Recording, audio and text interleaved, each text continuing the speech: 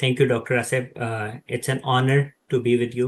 तो हम जानना चाहेंगे कि इसकी क्या रीज़न है कि ये ऑटिज़म इतना प्रेवलेंट हो गया? अभी जो मोस्ट रिसेंट आया है 2022 में जो है ना 31 बच्चों में से एक बच्चे को ऑटिज्म है। मतलब अब जो है वो ऑटिज्म के बारे में लोगों को आगाही काफी ज्यादा है। डॉक्टर साहब मेरे ख्याल है इस पॉडकास्ट का सबसे इम्पोर्टेंट क्वेश्चन है। काफी सारी ऐसी चीजें हैं जो मेरे सामने आई हैं और मैं कुछ मिसालें आपको दे सकता हूँ।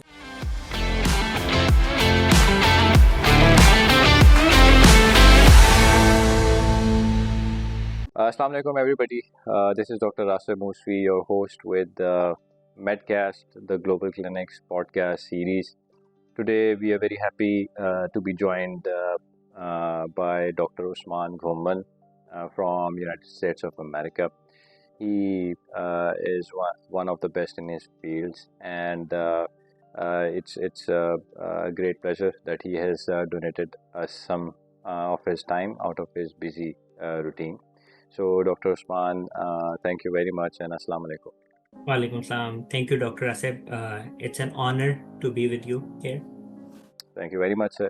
Sir, first of all, हम जानना चाहेंगे कि what has been your journey and what have you been doing in the field of medicine, please?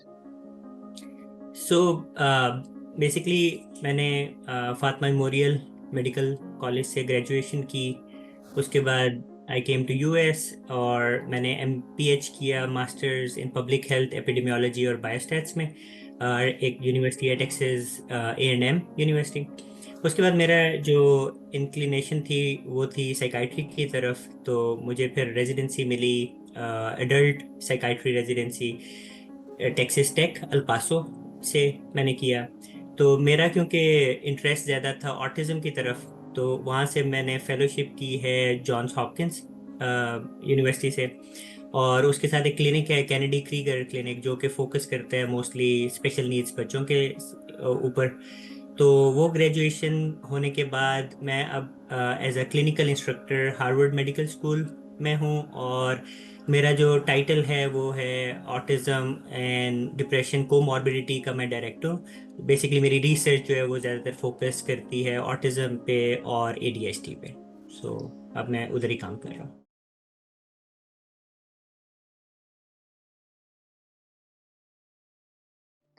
Dr. Usman, since आपने mention किया कि you've been working with autism, तो क्या वजह है कि आजकल हम बहुत ज़्यादा सुनते हैं कि there is a lot of population बच्चों की स्पेशली जिसके अंदर ऑटिज़म जो है वो बहुत कॉमन होता जा रहा है। तो हम जानना चाहेंगे कि इसकी क्या रीज़न है कि ये ऑटिज़म इतना प्रेवलेंट हो गया आजकल? तो ये डेफिनेटली बिल्कुल सही बात है कि ऑटिज़म का हम इतना नहीं सुनते थे जब 10-20 साल पहले अगर आप चले जाएं। इवन अमेरिका में जो 2000 में सेंसस था ना ऑटिज़म का, वो था कि हर 150 बच्चों में एक बच्चे को ऑटिज़म है। अभी जो मोस्ट रिसेंट आया है 2022 में, वो आया है कि हर जो है ना 31 बच्चों में से एक बच्चे को ऑटिज़म है। तो डेफिनेटली जो नंबर है वो काफ़ी ज़्यादा बड़ा है, मगर उसके ना मल्टीपल वजूहात हैं। उसमें एक वजह तो ये है कि अवेयरनेस बहुत ज़्यादा बढ़ गई है। मतलब अब जो है वो ऑटिज़म के बारे में लोगों को आगाही काफ़ी ज़्यादा है, और ये अप्लाई होता है दोनों पेशेंट्स पे भी, वालदेन पे भी, और जो डॉक्टर्स हैं उन पे भी। सो एक तो मतलब ज़्यादा पेरेंट्स जो हैं उनको वो साइंस वगैरह का पता चला और उन्होंने जाके देखना शुरू किया कि यार कहीं मेरे बच्चे को ऑटिज़म तो नहीं है। और ज़्यादा पीडियाट्रिशियंस भी, इवन जो जब बच्चों के डॉक्टर के पास जाते हैं वो लोग, तो उनको भी अब पता चला है कि हाँ ये वाले साइंस जो हैं वो हो सकता है ऑटिज़म क्यों, तो वो भी कैच ज़्यादा कर रहे हैं। एक दो वजूहत तो ये होगी। उसके अलावा जो 2013 में ना ऑटिज़म की जो डेफिनेशन है ना वो चेंज हुई। तो पहले होता था कि हम इसको एस्पर्गर्स, ऑटिज्म, रेट सिंड्रोम, मतलब मुख्तलिफ इनके नाम दिए जाते थे। 2013 में DSM का जब 5वां वर्जन आया ना, तो उसने ये सारी जितनी भी कैटेगरीज थी उनको कंपाइल कर दिया। तो उसकी वजह से भी एक नंबर जो है वो ज़्यादा बढ़ गया। और फिर इसके अलावा जो अमेरिका में एक वजह है इसके बढ़ने की, वो ये है कि स्कूल्स जो है ना वो कहना शुरू हो गए कि अगर आपको सर्विसेज चाहिए तो आप पहले जाके ऑटिज्म का डायग्नोसिस लेके आए। तो वो भी एक अवेयरनेस कह लें या फिर सर्विसेज बढ़ने की वजह से जो है ना, ये सारी फैक्टर्स जो हैं ये एक क्या कहते हैं अप्लाई हुए। मेनली जो ऑटिज्म है वो जेनेटिक चीज है, मतलब कह सकते हो जेनेटिक कंडीशन है, मगर कुछ कंट्रीब्यूशन जो है ना वो आपके इर्द गिर्द जो पोल्यूशन है या जो केमिकल्स है जो जो डाइज हैं उन पे भी क्या कहते हैं थोड़ा सा असर पड़ता है। मगर उसका ये मतलब नहीं है कि डाइज की वजह से ऑटिज्म है। ऑटिज्म इन सारी जो पोल्यूटेंट्स कह लो या फिर रिस्क फैक्टर्स हैं वो थोड़ा बहुत करते हैं अफेक्ट, अगर माँ प्रेग्नेंट है और उसको एक्सपोजर हो या फिर बच्चा छोटा हो उसको एक्सपोजर हो। मगर जनरली जो स्पीकिंग नंबर जो ज्यादा ऊपर गया है ना वो जो पहले मैंने मेंशन किया उनकी वजह से।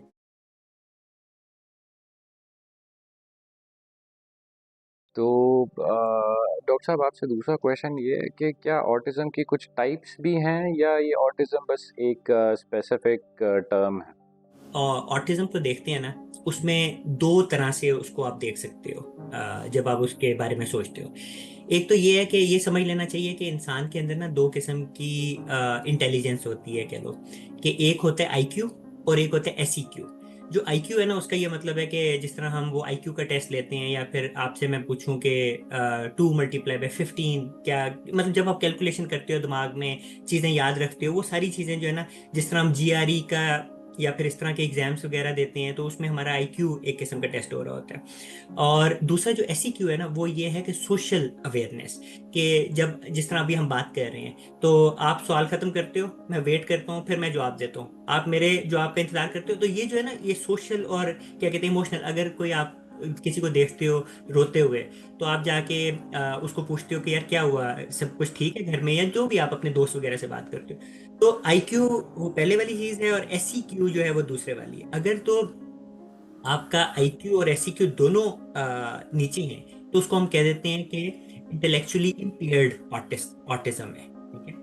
और अगर आपका आईक्यू जो है वो सही है मगर एसईक्यू सोशल और इमोशनल में मसला है तो उसको हम कह देते हैं इंटेलेक्चुअली केपेबल ऑटिज्म। ये अब ये टर्म जो है ना वो ज्यादातर अब यूज होनी शुरू की है। और ये बताने का मकसद ये है बेसिकली कि इसमें इतनी ज्यादा वेरिएशन है कि आप कुछ भी पहले से सोच नहीं सकते कि ऑटिज्म है ना तो वो बोलता नहीं होगा, वो ये नहीं करता होगा, क्योंकि उसमें इतनी कॉम्बिनेशन बन जाती हैं। आप ऐसे लोग भी देखोगे जिनका आईक्यू ज्यादा है और क्या कहते हैं एसईक्यू कम है। आप ऐसे लोग भी देखोगे जिनका आईक्यू और एसक्यू दोनों कम है। कुछ ऐसे लोग होंगे जो नॉन वर्बल होंगे, कुछ ऐसे लोग होंगे तो वर्बल होंगे। बट जनरली स्पीकिंग हम इसको करते हैं इंटेलेक्चुअली केपेबल और इंटेलेक्चुअली इम्पेयर्ड। एक एक तरीका है। दूसरा है लेवल्स की बेस पे। There are 3 levels basically, level 1, level 2, level 3। Level 1 का मतलब है कि आप वो जो जिसको भी ऑटिज्म डायग्नोस्ड है ना उसको बस बेसिक नीड्स के लिए थोड़ा सा पुश चाहिए। मतलब वो सारा कुछ अपने कर लेते हैं मगर अगर कोई बैंक अकाउंट खोलना है या फिर कोई बहुत ही मतलब कन्वर्सेशन दोस्त के साथ मसला चल रहा है तो आपको हेल्प करना पड़ेगा। लेवल 3 का मतलब ये है कि मे बी आपको बाथरूम ले जाने के लिए भी उसको हेल्प करना पड़ेगा, कपड़े पहनाने के लिए भी हेल्प करना पड़ेगा। और लेवल 2 है इट्स इन द मिडल, ठीक है। तो इस तरह भी हम दो तरीकों से देख सकते हैं, या तो intellectually impaired versus intellectually capable, और अगर हम लेवल्स की शक्ल में देखें तो लेवल 1, लेवल 2, लेवल 3।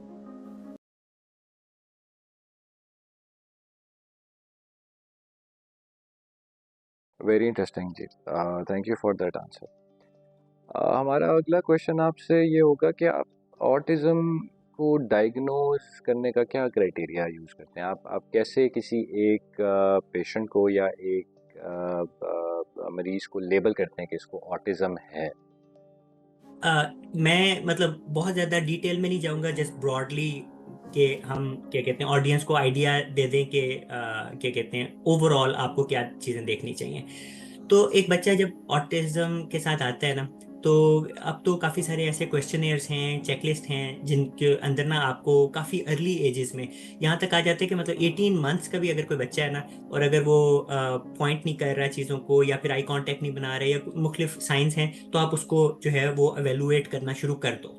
इसमें ऑटिज्म में दो बड़ी बड़ी कैटेगरीज हैं। जो पहली कैटेगरी है वो है social communication and social interaction की, और दूसरी जो है वो बिहेवियर्स एक्टिविटीज के ऊपर है। जो सोशल कम्युनिकेशन है ना उसको हम तीन में डिवाइड करते हैं। पहला है वर्बल, कह लो verbal communication, social emotional reciprocity मेन उसका नाम है। उसका मतलब ये है कि जो जो भी शख्स है जिसको ऑटिज्म है वो क्या कहते हैं, कन्वर्सेशन जो है वो नहीं रख पा रहा, या उसको मुश्किल हो रही है कन्वर्सेशन करने में। कन्वर्सेशन का मतलब आप कोई बात करो, जिस तरह हमने अभी काय के जिक्र किया कि बात खत्म हुई, फिर मैं बात करूं, फिर आप बात करो।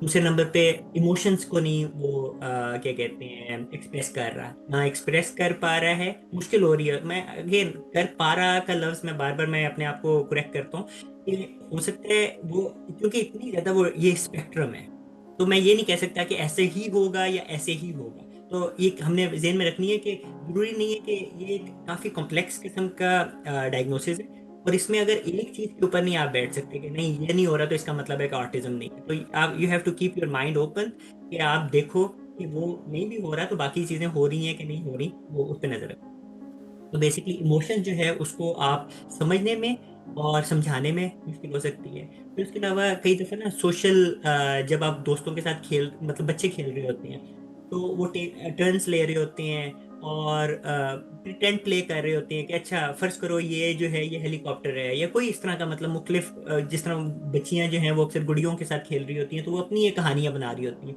तो वो वाली चीज़ें जो है ना वो आपको नजर आएंगी। नंबर टू पे non verbal communication. Non verbal communication का मतलब ये है कि फर्ज करो आप जिस तरह किसी पेशेंट को देख रहे हो, या फिर आप किसी कोई इंटरव्यू कर रहे हो, तो आपकी कोशिश है कि आप उसकी तरफ देखते हो, आप आपके फेशियल एक्सप्रेशन चेंज होते हैं, आपकी बॉडी लैंग्वेज चेंज होती है। मैं अभी हाथ अगर मूव कर रहा हूँ तो मेरी जो मैं बोल रहा हूँ तो उसके साथ कोऑर्डिनेट कर रही है मेरा जेस्चर।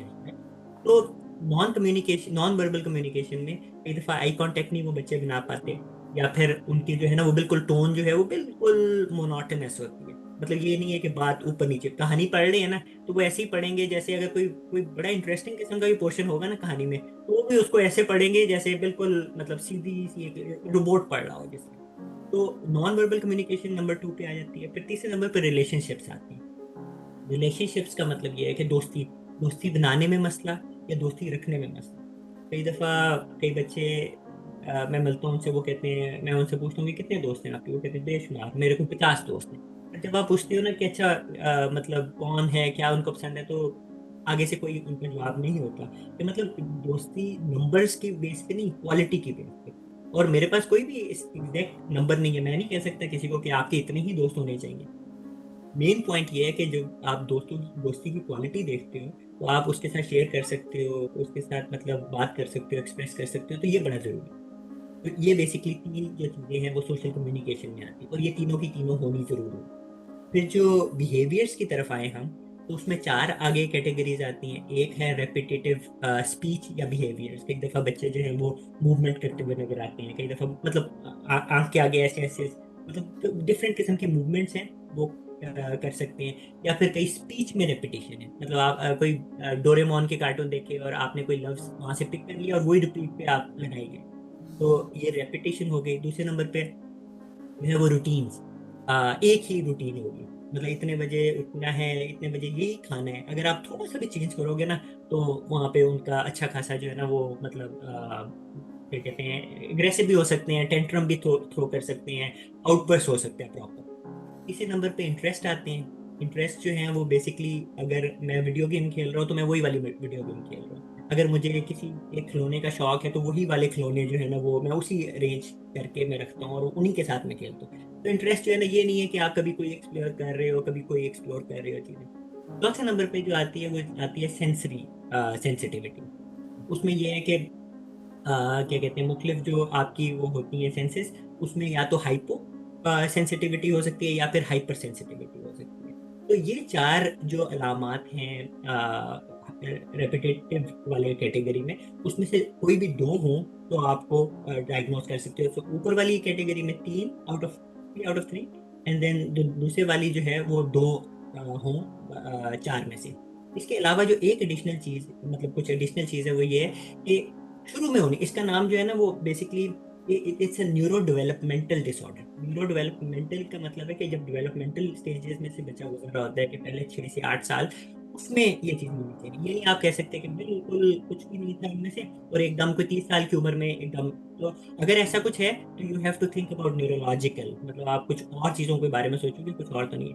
और एक और चीज जो बड़ी इंपॉर्टेंट है इसमें, ये जितने भी सिम्टम्स है ना, ये ग्लोबल डेवलपमेंटल डिले या फिर कोई क्या कहते हैं न्यूरोलॉजिकल जो आप कंडीशन है ना उसके साथ आप जस्टिफाई नहीं कर सकते कि ये उनकी वजह से। तो ये एक बेसिक क्राइटेरिया है जिसको हम फॉलो करते हैं डीएसएम के थ्रू।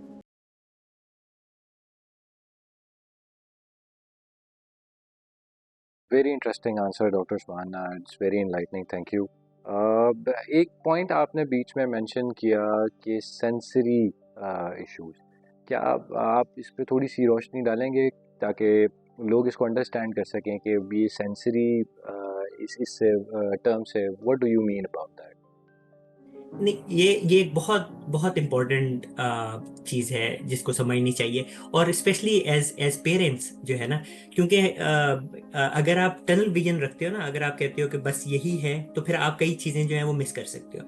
तो एक तो हम बात करते हैं 5 जो हमारी बेसिक सेंसेस हैं, मिसाल के तौर पे सुनने का हो गया।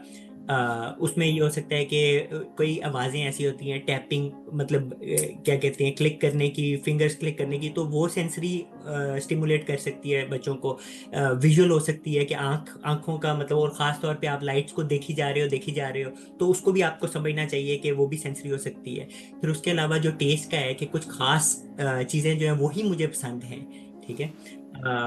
और मतलब बाकी चीज़ें जो है ना वो खाऊंगा, मतलब कई दफ़ा मैं पेरेंट्स से सुनता हूँ कि बच्चा जो है ना वो सिर्फ बर्गर और नगेट्स ही खाता है, सब्जी वगैरह ये भी नहीं कि मतलब उसको पता, आप गलती से भी मुंह में डाल दो तो वो चाहे बर्गर के अंदर एक छोटा सा भी पीस होगा ना, तो उसको उसी वक्त समझ लग जाएगी कि कुछ इसमें है गड़बड़, ठीक है। ये जानबूझ के वाला नहीं है। फिर उसके अलावा जो सूंघने वाला है, कई स्मेल्स वगैरह सूंघने को आपको मिलती हैं कि वही वाली स्मेल जो है ना वो आप बच्चा सूंघ रहा है, और बहुत एक किस्म की कह लो कि एडिक्टिव है उसके लिए, या बार बार वो सूंघ रहा है पर उसको काफी सुकून मिल रहा है। और फिर आता है जी पांचवी जो है वो टच का।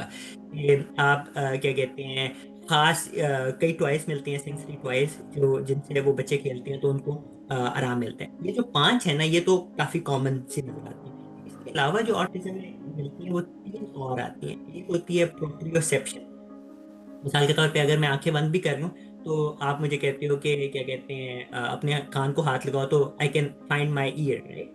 मगर उसमें ये होता है कि कई दफ़ा बच्चों में कोऑर्डिनेशन का आपको मसला नजर आता है कि चलते चलते या तो गिर रहे हैं या बम्प कर रहे हैं चीज़ों में। उसके अलावा एक वेस्टिबुलर सेंसेस आती हैं। वेस्टिबुलर में ये है कि अगर मुझे कोई किसी झूले पे बैठाए और घुमाई जाए तो मुझे थोड़ी देर बाद चक्कर आ जाएंगे। अभी रिसेंटली एक मैं पेशेंट को देखा, 90 मिनट का हमारा सेशन था, और 90 मिनट तक जो बच्चा है ना वो लगातार वो कुर्सी पे घूमता रहा घूमता रहा घूमता रहा। और मैं उनसे पूछा कि आप मुझे मतलब देख के जो है वो चक्कर आ रहे हैं, आपको चक्कर नहीं आते? तो कहते नहीं, मैं तो बिल्कुल। और वो सारे सवालों के जवाब भी देते रहे, और मतलब बिल्कुल उसका हो गया। तो मुझे मतलब समझने की जरूरत है कि ये आप उसको रोकोगे ना तो वो वाली चीजें हो सकती है उसको ग्राउंड कर रही है। और एक और जो और इम्पोर्टेंट चीज है सेंसरी में, वो आती है इंट्रोसेप्शन। इंट्रोसेप्शन का मतलब ये है कि आपके जो बॉडी के अंदर से सिग्नल्स आ रहे होते हैं। मिसाल के तौर पे दोपहर का टाइम हो गया है, मुझे अभी भूख लग रही है, ठीक है। तो मेरा मैदा और मेरा जितना भी सिस्टम है वो बता रहा है कि यार मैं भूखा हूँ। इन बच्चों में हो सकते हैं वो सेंसरी इंट्रोसेप्शन जो है ना वो ऑफ हो, और भूख लगी भी हुई है पर वो बता नहीं पा रहे। ये कम्युनिकेशन का भी हो सकता है, मगर एक वो भी फील आना, या फिर पेन वगैरह, या फिर कोई दर्द हो रही है। तो ये इन चीज़ों का बहुत ख्याल रखना पड़ता है ताकि अब बच्चे जो है वो इग्नोर ना हो, और ये ना हो कि वो क्योंकि क्या कहते हैं इन बिहेवियर्स की वजह से वो नहीं बता पा रहे, तो आप उनको बिल्कुल नहीं छोड़ दोगे, यार जब भूख लगेगी खुद ही बता देगा। तो इसलिए you have to be on top of it कि नहीं, ये जो चीज़ें हैं ना इनका मैंने ध्यान में रखना है कि ये ऑटिज्म में सेंसरी इश्यूज होने के चांसेस बढ़ जाते हैं।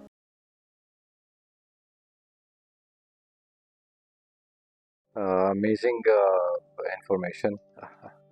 तो नेक्स्ट क्वेश्चन ये है कि ठीक है, आप हमने एक पेशेंट को डायग्नोज कर लिया है कि उसको अब ऑटिज़म है, और उसको एक उस ही नीड्स सम अटेंशन। तो अब फिर नेक्स्ट क्या करना चाहिए उस पेशेंट और उसकी फैमिली को?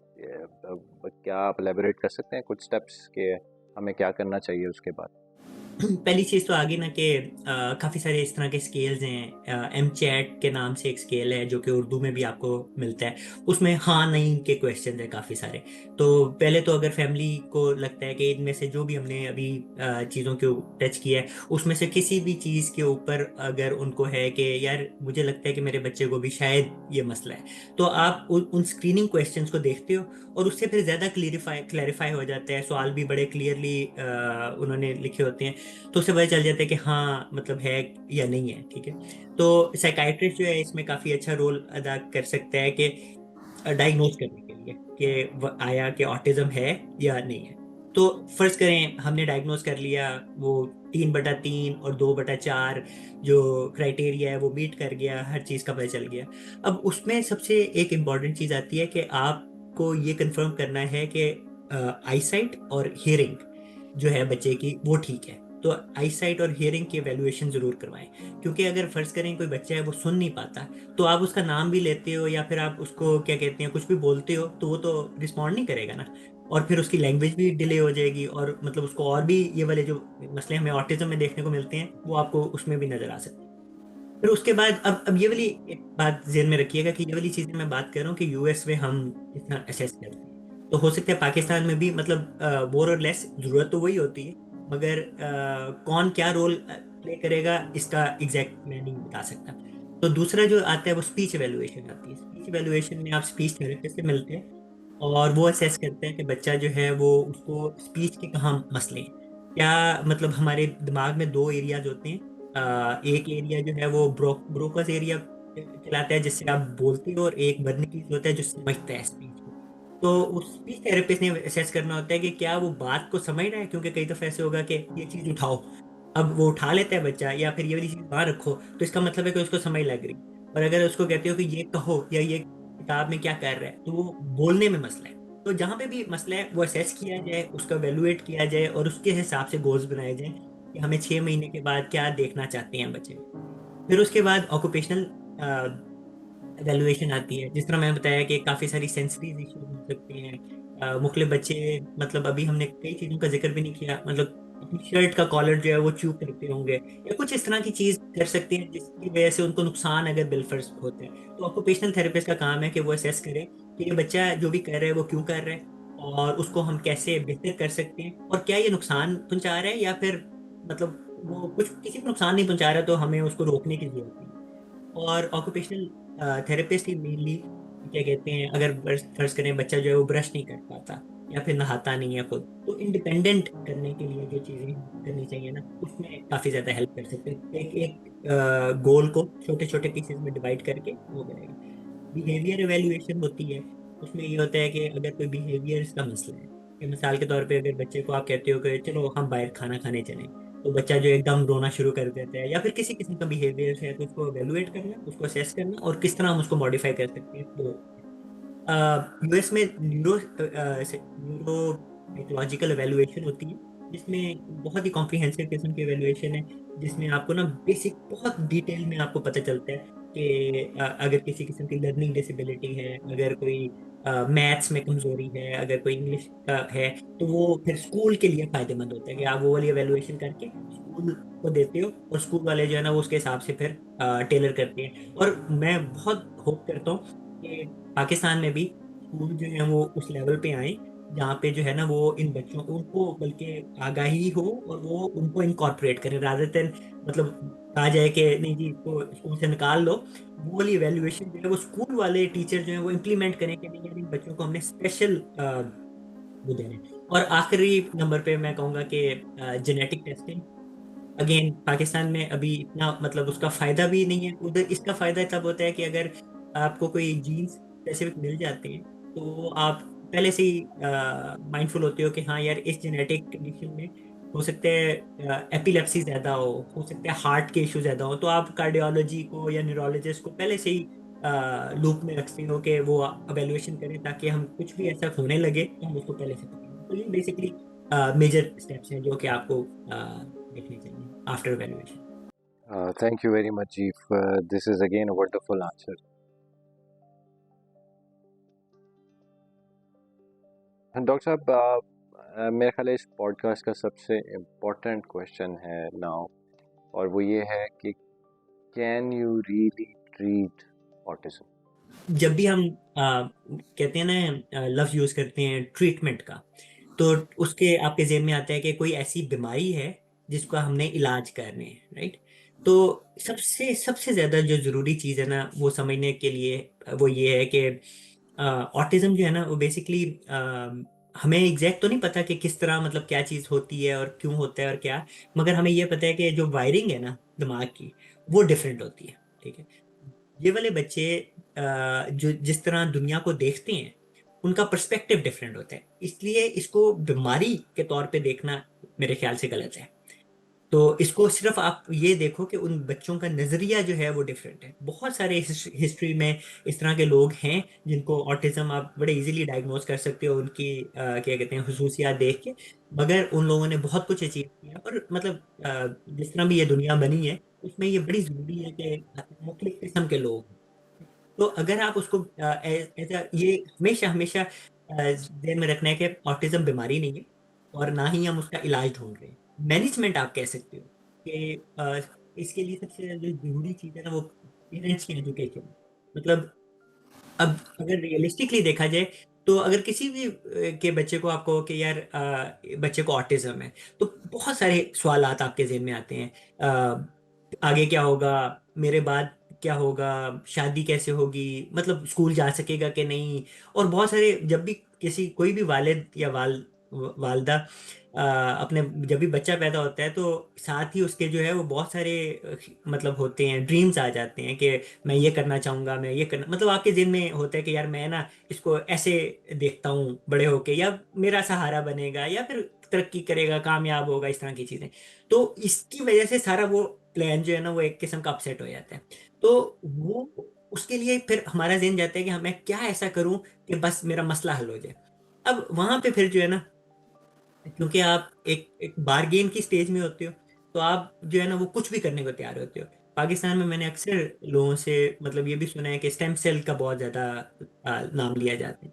और मतलब ऑटिज्म का हम लोगों को एक्सपेरिमेंटल स्टेजेस के अलावा ऑटिज्म में इसका रोल नहीं है। मतलब हमें कोई भी रिसर्च वगैरह और जो भी पेपर्स वगैरह आप देखने को मिलेंगे, आप उनको डिटेल में देखो, एन बहुत छोटा है, बहुत नंबर फंडेड नहीं है स्टडी, और उसमें ना बहुत ही ज्यादा जो है वो कोई हमें पॉजिटिव उस तरह रिजल्ट्स नहीं है।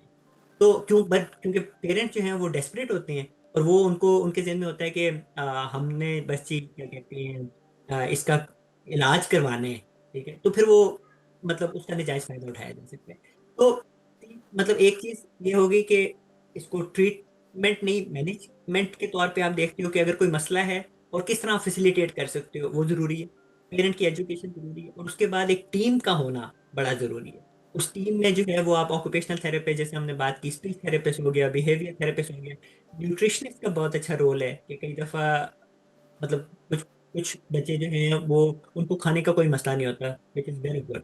मगर कई बच्चे जो हैं वो बड़े पिकी ईटर होते हैं, और अगर आपकी पहली खुराक जो है वो बड़ी लिमिटेड होगी तो उसकी वजह से आप खुद ही अंदाजा लगा लो कि बहुत सारे ऐसे वाइटामिन और मिनरल्स वगैरह जो है वो आपकी डाइट में नहीं आते, तो उससे फिर एडेड किस्म के इश्यूज आते हैं।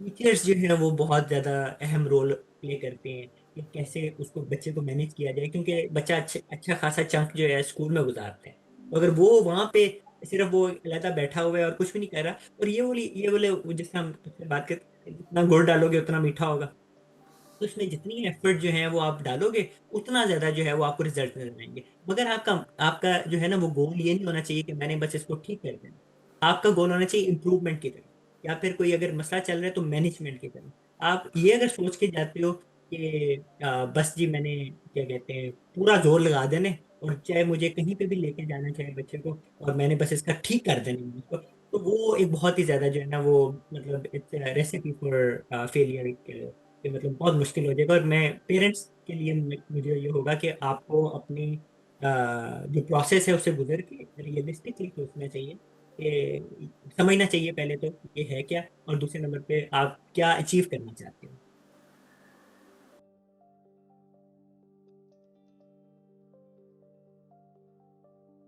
थैंक यू डॉक्टर साहब। डॉक्टर साहब, यहाँ पे आके हम अपने आखिरी क्वेश्चन पर आते हैं। हमने आपका बहुत टाइम लिया ऑलरेडी। मगर since you are pretty much connected with patients in Pakistan as well, you provide consultations as well here. तो आपके एक्सपीरियंस में आपने क्या ऑब्ज़र्व किया है कि ऑटिज़म को लेकर पाकिस्तान की पॉपुलेशन के अंदर किस किस्म की मिथ्स पाई जाती हैं, या क्या लोग सोचते हैं ऑटिज़म को लेके पाकिस्तान में जनरली पॉपुलेशन में? इसमें जो अभी तक मतलब काफ़ी सारी ऐसी चीज़ें हैं जो मेरे सामने आई हैं, और मैं कुछ मिसालें आपको दे सकता हूँ कि जो मैंने सुना है और जो आई वुड से कि प्योरली मिथ्स हैं। एक तो जिस तरह का हमारा कंबाइंड फैमिली सिस्टम होता है, तो कई दफ़े ऐसे कहा जाता है कि मतलब इस बच्चे को ये वाला मसला इसलिए हो गया क्योंकि माँ जो है ना वो देखभाल सही तरह नहीं करती। ठीक है। तो क्या कहते हैं, पेरेंटिंग की वजह से, पुअर पेरेंटिंग की वजह से ऑटिज्म नहीं होता। ठीक है। तो इसमें इसमें कोई ऐसी आप उसको ब्लेम नहीं कर सकते किसी भी, ना माँ को ना बाप को, कि उसको ऑटिज्म बच्चे को हुआ है तो इनकी वजह से हुआ है। एक ये बहुत इंपॉर्टेंट चीज़ है।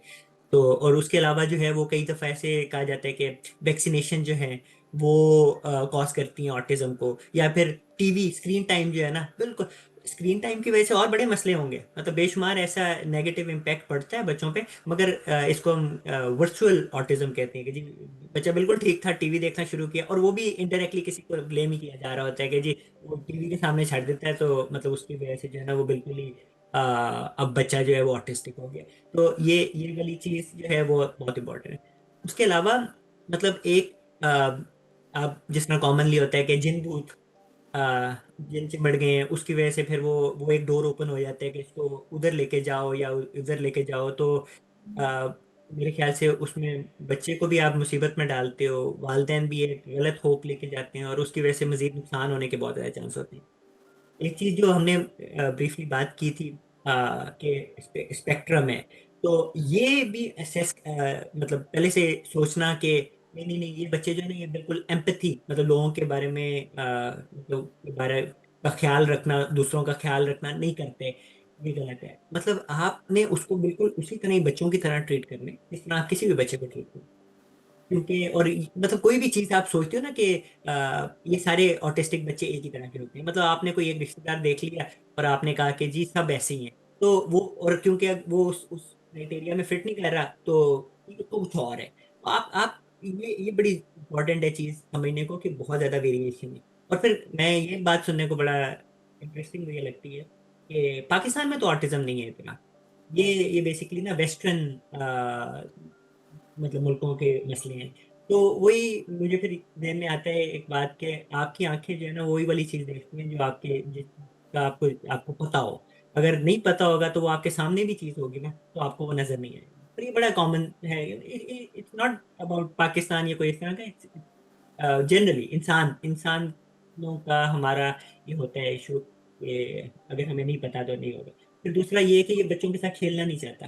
तो मतलब मुख्तलिफ मुख्तलिफ लेवल्स पे आपने इस चीज़ को देखना है कि आपने उस बच्चे को निगलेक्ट नहीं होने देना। आपने ये नहीं करना कि नहीं नहीं चलो अब लेबल लग गया ऑटिज्म का, तो अब जो है वो ना तो उसको खेलने की जरूरत है, ना उसके कोई दोस्त बनेंगे, ना तो आपने उसको और ज्यादा मतलब आपको मैसेज जो लेना चाहिए उस पूरी चीज से वो ये है कि कैसे मैं क्या कहते हैं इसको और ज्यादा मुझे थोड़ा ज्यादा वो करना पड़ेगा, तवज्जो देनी पड़ेगी। कैसे एज अ फैमिली हम मिल के इस बच्चे को मजीद तकलीफ में डालें ना, उसको डांटते ना रहें, उसको मारे ना, उसको बेसिकली हेल्प की जरूरत है। तो ये बेसिकली मेन जो है ना थीम। और पाकिस्तान में और भी बेशुमार ऐसी चीजें लोगों ने मतलब सुनी होंगी और देखी होंगी जो कि और ज्यादा नुकसान पहुंचाती है बजाय फायदा पहुंचाने के। डॉक्टर साहब, थैंक यू वेरी मच। ये बहुत ही नॉलेजेबल सेशन था personally for my self, and I hope कि ये जब लोग भी इस को सेशन को सुनेंगे, आपकी व्यूज सुनेंगे, तो उन्हें बहुत ज़्यादा इससे फ़ायदा होने वाला है इंशाल्लाह। डॉक्टर साहब, thank you very much for taking out much time from your precious routine, and we hope to be getting uh, uh, in touch with you in future as well. So thank you very much, and hope to see you soon, sir. Thank you so much for having me on the podcast. Nice seeing It's you. Sir, a pleasure on our side. Thank you, sir.